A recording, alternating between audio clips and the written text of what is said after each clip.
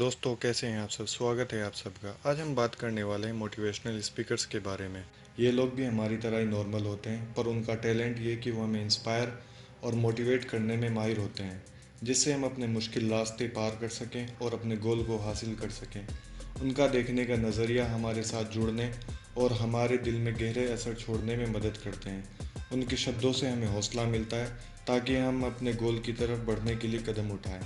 दोस्तों, वो लोग अपने एरिया या फिर सब्जेक्ट में प्रोफेशनल्स होते हैं। वो कोशिश करते हैं कि सिचुएशंस को अच्छे से समझा जाए और पॉजिटिव एस्पेक्ट्स पर ज़्यादा ध्यान दिया जाए। अब हमारी जिम्मेदारी है कि हम उस मोटिवेशन को अपनी ज़िंदगी में कैसे इस्तेमाल करते हैं। अब अगर हम पास्ट की बात करें तो सबसे पहले जो मोटिवेशनल स्पीकर हैं वो है राल्फ वाल्डो एमर्सन, जो कि एक अमेरिकन पोइट थे और फिलोसफर भी थे। फिलहाल के वक्त में इंडिया के अंदर मोटिवेशनल स्पीकर्स की एक बाढ़ सी आ गई है। कॉरपोरेट हो या फिर एजुकेशनल इंस्टीट्यूट, हर जगह लोगों को मोटिवेट करने के लिए इनकी ज़रूरत पड़ती है। लोगों में जोश भरने के लिए, उन्हें और बेहतर प्रोडक्टिव बनाने के लिए वक्त वक्त पर इवेंट्स होते हैं। स्टूडेंट्स को इनकरेज करने के लिए, जिससे वो एग्ज़ाम में बेहतर परफॉर्म करें, बहुत से कॉलेजेस इन मोटिवेशनल स्पीकर्स को हायर करते हैं। दोस्तों, बहुत से मोटिवेशनल स्पीकर्स आपके भी आइडियल होंगे और आप भी एनर्जी फील करते होंगे उनके लेक्चर सुनकर। अब हम बात करने वाले कुछ ऐसे मोटिवेशनल स्पीकर्स के बारे में जो मार्स से सीधा इंडिया में आकर उतरते हैं, जिनका मकसद होता है सिर्फ आपको एनर्जेटिक बूस्ट देकर आपको एक लूप में डाल देना जहां से आप बाहर नहीं आ सकते। चलिए हम बात करते हैं एक ऐसे ही व्यक्ति के बारे में फ़िलहाल, जिनका नाम है MBA चाय वाला।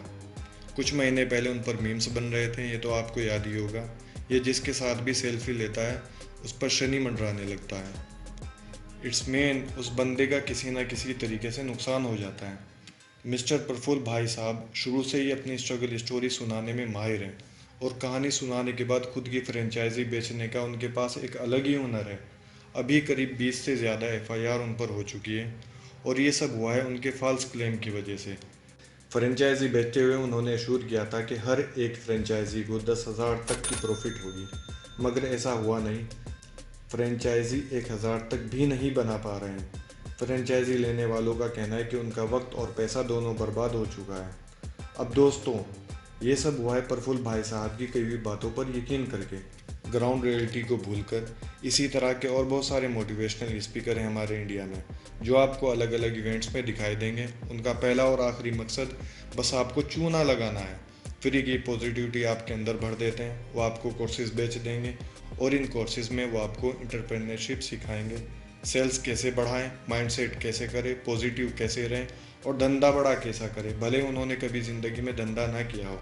ये सब बेसिक नॉलेज आप इंटरनेट या फिर किसी बिजनेस पर्सन से भी ले सकते हैं, जो आपके परिवार में है या फिर कोई रिश्तेदारी में हो।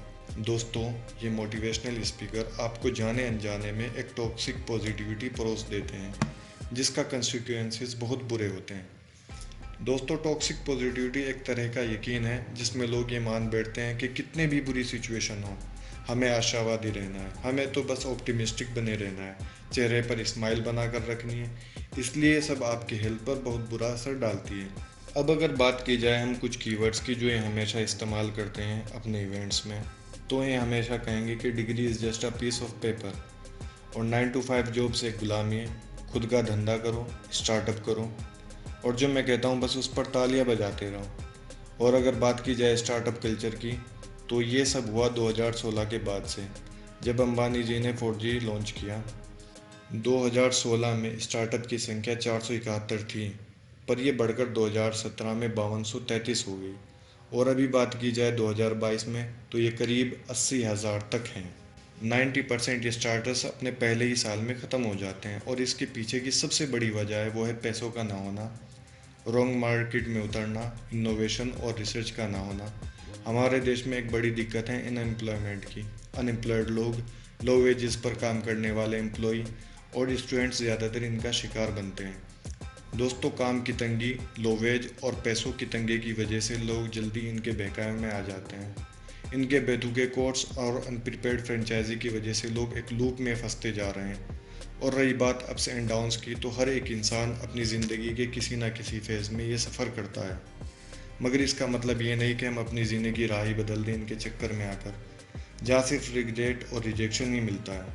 और इन सब का नुकसान सिर्फ उस इंसान की बाउंड्री तक महदूद नहीं रहता है, ये आगे बढ़कर उसके परिवार तक भी जाता है और हमारे पूरे देश पर भी इसका असर पड़ता है। वो बंदा आगे चलकर हमारे देश की इकोनॉमी के लिए कुछ कर सकता था, उसको मजबूत बना सकता था, पर अब वो एक लूप में फंस गया है जहाँ से उसका निकलने का रास्ता बहुत ही ज़्यादा मुश्किल है। दोस्तों, मेरी बात आपको समझ में आ गई होगी। चलिए मिलते हैं आपको नेक्स्ट वीडियो में।